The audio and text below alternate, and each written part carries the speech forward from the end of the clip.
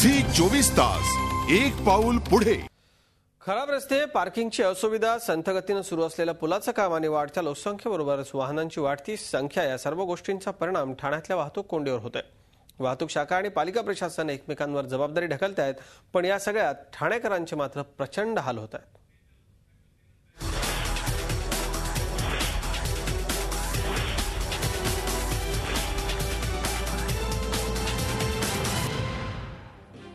मुंबईनंतर आता ठाणेही झपाट्याने वाढलंय। 2017 मध्ये वाहनांची जी संख्या ठाण्याच्या रस्त्यांवर पाहिजे ती आज 4 वर्ष आधीपासूनच आहे। तसंच ठाण्यातील घोडबंदर रोड कापूडबावडी जंक्शन इथं सुरू असलेल्या पुलांच्या कामामुळे प्रचंड वाहतूक कोंडी होतीये। ठाण्याच्या बाहेरून शहरात येणाऱ्या वाहनांचा फटका शहर भागातील वाहतुकीला बसतोय। त्यातच पार्किंगची व्यवस्था अपुरी असल्यानं 3 हात नाका, स्टेशन परिसर, राम मारुती रोड या परिसरात वाहतुकीची दुर्दशा होतीये। त्रास म्हणजे भरपूर त्रास आहे आणि 2 मिनिटं जरी गाडी उभी केली, इकडे दुकानात जरी गेलो 2 मिनिटात ती गाडी उचलून ट्रॅफिकवाले घेऊन जातात।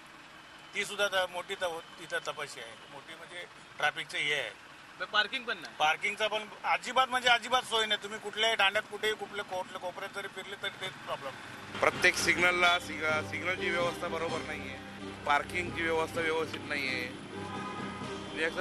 बटबटपुरी माजलेली आहे ठाण्यामध्ये। वाहतुकीच्या समस्येवर तोडगा काढण्यासाठी सर्वतोपरी प्रयत्न करत असल्याचं वाहतूक विभागाचं म्हणणं आहे। तर पार्किंग लॉट्सची संख्या वाढवून पार्किंगची समस्या सोडवण्याचा प्रयत्न सुरू असल्याचं पालिका प्रशासनाचं म्हणणं आहे।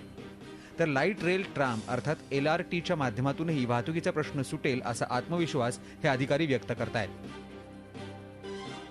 आपण बऱ्याच ठिकाणी P1 P2 करतोय, कारण वाहनांची संख्या वाढते, अरुंद रस्ते आहेत, त्यामुळे दोन्ही बाजूला जर वाहनं पार्क झाली तर रस्ता अरुंद होऊन जातो। त्यामुळे आपण P1 P2 केलेलं आहे। त्याचप्रमाणे आपण पूर्ण ठाणे शहरात पूर्वी जिथे अँग्युलर पार्किंग असायचं, ज्याच्यामुळे 1/3 रोड ऑक्युपाय होऊन जायचा, तो आपण पॅरलल पार्किंग करून टाकलेला। LRT हा त्याच्यावरची सगळ्यात चांगली मात्रा LRTची असू शकेल, कारण अतिशय प्रदूषण मुक्त अशी ही वाहतूक व्यवस्था असेल आणि रस्त्यावरचं जे चित्र आहे आज वाहतूक कोंडीचं ते निश्चितपणे ते बदलेल। ठाणे महानगरपालिका अस्तित्वात येऊन 27 वर्ष झाली। या 27 वर्षांनंतरही वाहतुकीचे नियोजनाचे सगळे प्रयत्न सुरूच आहेत असं उत्तर प्रशासनाकडून मिळत असेल तर मग सर्वसामान्य नागरिक रोजच्या रोज ट्रॅफिक जामच्या चक्रव्यूहात अडकण्याशिवाय काय करू शकतो असा प्रश्न निर्माण होतो।